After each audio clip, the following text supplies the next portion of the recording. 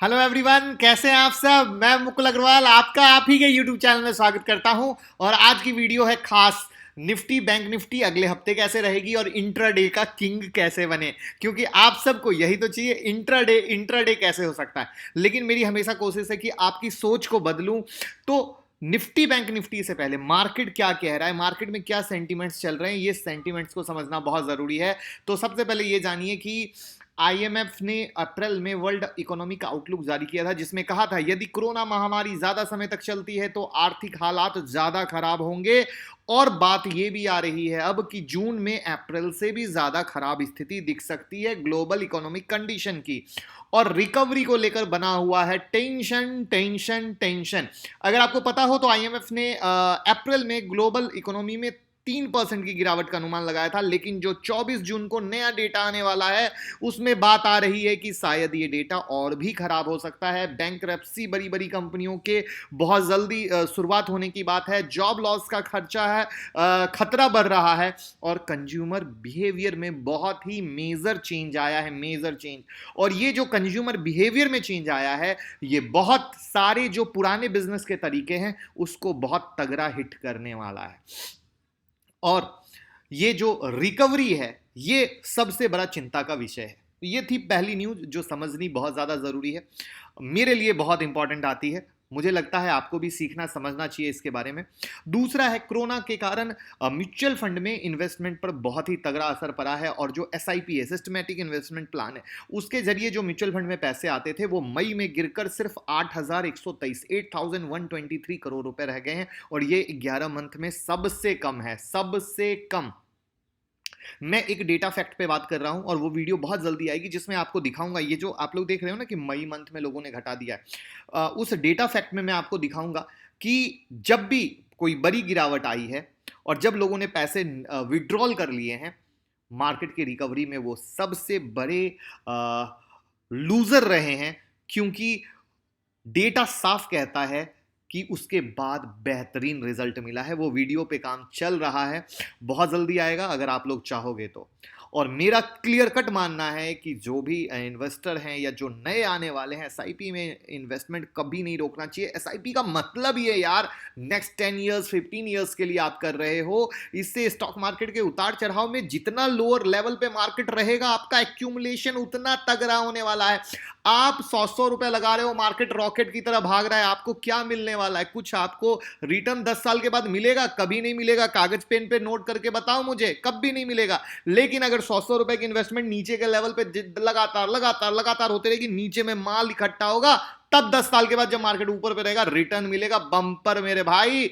कागज पे हिसाब नोट करके देख लो। ये मेरा क्लियर कट एडवाइस है। स्पेशली जो फ्रेशर हैं, लोगों के कहे सुने में मत आइएगा। वो डेटा की वीडियो जरूर बनाऊंगा, बस आप लोग लाइक कमेंट शेयर का और कमेंट बॉक्स में जरूर बताइए कि आपको वीडियो चाहिए।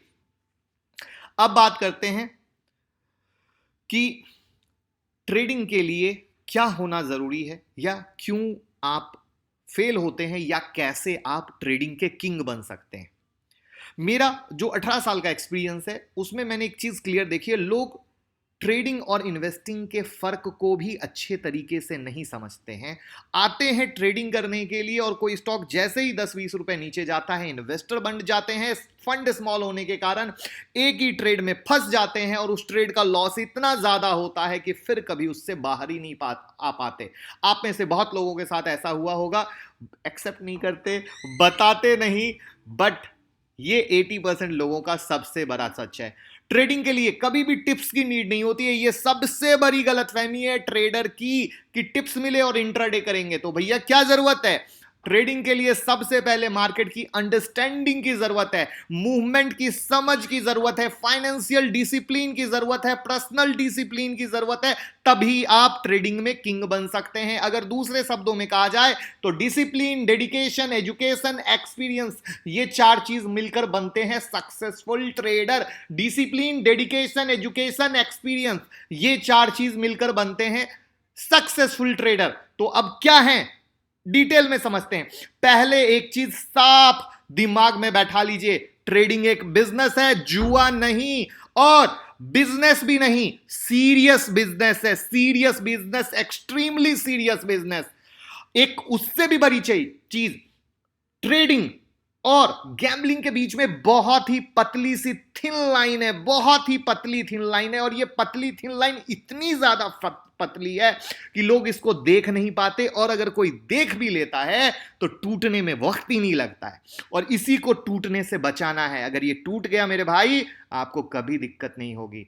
ट्रेडिंग के लिए टेक्निकल एनालिसिस के साथ साथ ट्रेंड, मार्केट के सेंटीमेंट्स को सबसे ज्यादा देखने की जरूरत है, और इन चीजों को मिलाकर तब ट्रेड के बारे में सोचा जाता है। जितना ज्यादा एक्सपीरियंस और नॉलेज आप गेन करेंगे, आपका सक्सेस रेशियो बढ़ता जाएगा। एक बहुत ही पुरानी कहावत है, if you fail to plan you plan to fail. सुनने में अजीब है, बट ट्रेडिंग प्लान में सबसे इंपॉर्टेंट चीज ये इस चीजों को इस नजरिए से देखने का आता है, जिसमें शुरुआत कहां से करते हैं? स्टॉक सिलेक्शन से करते हैं, मार्केट सेंटीमेंट से करते हैं, मैनेजमेंट ऑफ रिस्क से करते हैं, ट्रेड से एग्जिट से करते हैं, और इन चीजों को मिलाते हैं, तब आप कहीं सक्सेस पा पाते हैं। बट अफसोस की बात यह है, ट्रेडर के लिए ये सब फालतू की बातें होती है, उनके लिए सिर्फ टिप्स इंपॉर्टेंट होता है।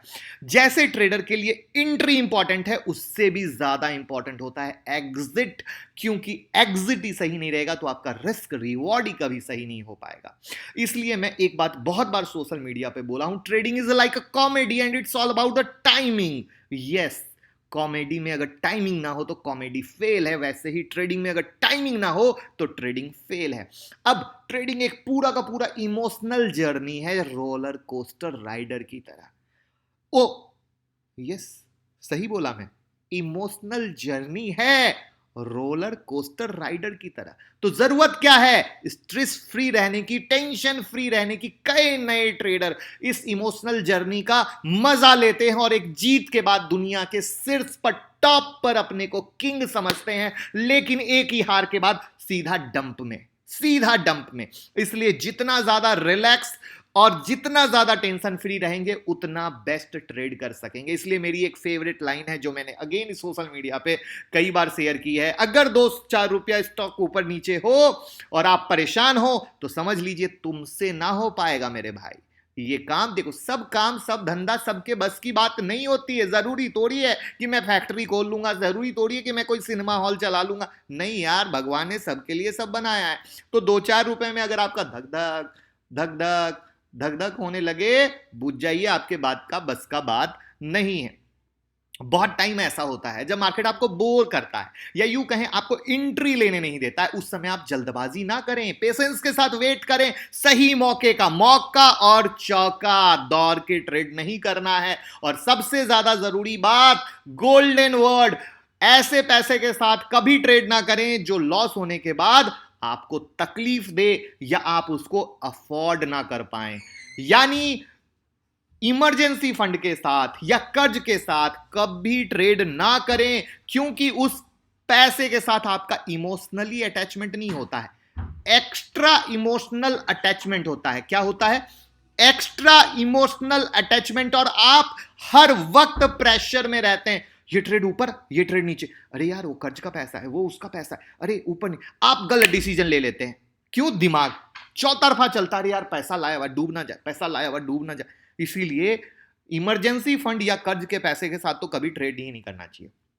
अब सबसे जरूरी बात यह है, लॉस होने पर हम कैसे रिएक्ट करते हैं। यस यस, लॉस होने पर हम कैसे रिएक्ट करते हैं, और यह लॉस होने से भी ज्यादा इंपॉर्टेंस है। आप लोगों के लिए तो लॉस इंपॉर्टेंस है, मेरे लिए क्या है? लॉस होने पर मैं कैसे रिएक्ट करता हूं, यह ज्यादा इंपॉर्टेंट है। जब आप अपने लॉस को एक्सेप्ट करते हैं, उससे आप सीखने की कोशिश करते हैं, तो आप पाएंगे कि आप उस लॉस की रिकवरी यूं कर सकते हैं। लेकिन अगर आप उस लॉस को as a pressure, as a frustration, कुछ और दौर के ट्रेड करने की कोशिश करते हैं, इसका मतलब आप लॉस से सीख नहीं रहे हैं, लॉस को अपने ऊपर हावी होने दे रहे हैं, और एक के बाद दूसरा, दूसरे के बाद तीसरा, और आपका गेम अप। तो बेहतर ट्रेडिंग के लिए आपको अपने अंदर, अपने लॉस से, अपने नुकसान से सीखना होगा, क्योंकि लॉस बिजनेस का एक हिस्सा है जिसे हमें एक्सेप्ट करना होगा, जिसे हमें स्वीकार करना होगा, और उससे सीखना होगा। और सीखेंगे तो जीतेंगे, सीखेंगे तो जीतेंगे। तो successful trader always handle trading loss smartly. जो सक्सेसफुल ट्रेडर होते हैं अपने लॉस को बहुत स्मार्टली हैंडल करते हैं। वो उसको एज अ लेसन लेते हैं, उसको as a opportunity to learn लेते हैं। अच्छा मेरी ये गलती हुई थी, यानी ये मुझे दोबारा नहीं करना है। उसको एक ट्रेडिंग जनरल बनाते हैं। अच्छा ये मेरी गलती, इसको दोबारा नहीं करना है, जिससे उनकी ट्रेडिंग इंप्रूव हो। यहां कुछ नहीं है, वहां वो एक ही गलती है, एक ही पत्थर में जाके रोज टिप्स तो क्या बोलो आप लोगों का, इतना कॉल हम लोगों के पास खुद टिप्स के लिए आता है, पूछिए मत। एक ही पत्थर पे जाके सर मारते हैं, टिप्स टिप्स टिप्स। इसलिए इंट्राडे ट्रेडिंग में टिप्स, अरे यार, इंट्राडे ट्रेडिंग में किंग बनना है तो ऊपर कही गई बात को आज से एक्शन के साथ शुरू कीजिए। और कमेंट बॉक्स में बताइए भाई वाली एडवाइस कैसी लगी, और कमेंट बॉक्स में यह भी जरूर बताएं कि आपने आज तक कौन सी गलती की। इससे हो सकता है आप एक गलती बताओ, दूसरा दूसरी, तीसरा तीसरी, सब एक दूसरे की गलती को देखेंगे और समझ पाएंगे यस हम ये कर रहे थे, हम ये कर रहे थे, हमें ये नहीं करना है। नोटबुक बनाओ, बिना कहीं पैसा दिए यार सीख पाओगे मेरे भाई, बिना कहीं पैसा दिए। किसी को पैसा नहीं देना, खुद से खुद की गलतियों को सुधार करना चालू करो, सीखना कमाना चालू हो जाएगा और आप लोग स्टॉक मार्केट में पैसा कमा पाओगे। अब बात करते हैं निफ्टी के अगले हफ्ते की चाल का। देखिए निफ्टी के मेरे वर्ड्स अभी भी चेंज नहीं हुए हैं। जैसा कि मैंने लास्ट वीक 10,350 एंड 10,400 का आर पार का लेवल दिया था, आपको एग्री करते हो, और मार्केट उसके नीचे डाउन है, इसके नीचे डाउन है और 400 के ऊपर क्लोज बेस होगा तो तेजी होगा, क्लियर बोला था। मार्केट ने फ्राइडे को 9545 का लो मारा और थर्सडे नाइट को 11:42 पे जब डाउन था, हमने एक अपडेट दिया 9585 का सपोर्ट और मार्केट वहीं से 9972 का क्लोज दिया। जिन्होंने भी प्रॉपर फॉलो किया, थैंक यू सो मच कि आपने कमेंट बॉक्स में बताया, ट्विटर पे बताया। हम यही चाहते हैं जिससे हमें ये लगे कि हम आपकी हेल्प कर रहे हैं, और आप भी जो नए हो, फैमिली से जुड़े हो, जरूर कीजिए। तो इस लेवल, इस वीक कौन से लेवल, इस वीक भी वही लेवल, बच्चों के लेवल ही नहीं है हमारे जो रोज बदल दें। 10,350 और 400 मेजर रेसिस्टेंट लेवल है एज अ आर पार, उसके नीचे डाउन और उसके ऊपर क्लोज बेस पे ऊपर। कोई चेंज होगा तो मैं बताऊंगा, अभी तक वही लेवल वैलिड है। उसमें एक नई एंट्री हुई है, एक नया रेसिस्टेंट का एंट्री हुआ है, वो क्या है? 10,145। क्या है? 10,145 का एक रेसिस्टेंट का एंट्री हुआ है। और सपोर्ट की बात करें तो 9585 का ही सपोर्ट वैलिड है। बीच में कोई नया सपोर्ट आएगा तो मैं ट्विटर टेलीग्राम पे लाइव मार्केट में दे दूंगा। उम्मीद करूंगा आप ट्विटर टेलीग्राम से जुड़े होगे, नहीं हो तो डिस्क्रिप्शन बॉक्स में लिंक है, या मंडे टू फ्राइडे की जो नाइट की वीडियो आती है मैं उसमें डाल दूंगा। ठीक है, अब बैंक निफ्टी की बात करते हैं। लास्ट वीक बैंक निफ्टी की 21,500 22,000 का रेसिस्टेंट एज आर पार दिया था, 21,500 से नीचे आया, 19,526 का लो मारा। और लास्ट वीक से हम बैंक निफ्टी का तो क्लियर कट 19,625 का सपोर्ट हर वीडियो में बोल रहे थे। जो भी नए लोग हो प्रूफ जरूर मिलाइएगा, तभी तो विश्वास होगा ना, या कमेंट देखिएगा जिन लोगों ने कमाया, तभी तो विश्वास होगा। और उसी सपोर्ट से ऊपर हुआ, 20,747 पे बंद हुआ। अब अगले हफ्ते हम क्या करें? मेरे वर्ड फिर से चेंज नहीं है।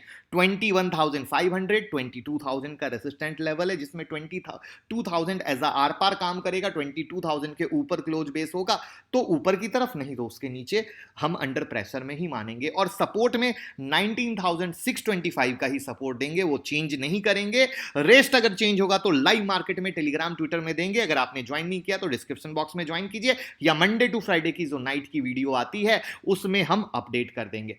लेवल को प्लीज पेपर में नोट करके रखा कीजिए। जब भी बदलाव आती है और वीडियो भगा के देखेंगे तो वो आपकी मर्जी है, उसके लिए हम कुछ कर नहीं सकते हैं। और अगर आप खुद से ऐसे लेवल निकालना चाहते हैं तो 25 जून को जो नेक्स्ट क्लास चालू हो रही है उसको ज्वाइन करें विद हैंड होल्डिंग सपोर्ट। और अगर आपको अपना पोर्टफोलियो रिव्यू कराना है जिससे बेस्ट ग्रोथ मिल सके एक स्मॉल फी देकर, तो हमारी टीम से बात कीजिए 9708094321 पे। तो कैसा लगा इंट्राडे ट्रेडिंग में जो इंप्रूवमेंट की एडवाइस थी, प्लीज कमेंट बॉक्स में बताइएगा। भाई वाली एडवाइस कैसी लगी? क्या सही दिशा में हम आपके ग्रोथ के लिए हर वक्त कुछ नया ला रहे हैं? और पसंद आए लाइक कमेंट शेयर कीजिए, जिससे आपको अगर फायदा हो रहा है तो दूसरे लोगों को भी फायदा हो। और ये रिक्वेस्ट सिर्फ मैं उनसे कर रहा हूं जिनको फायदा हो रहा है, दूसरे लोग। Thank you so much.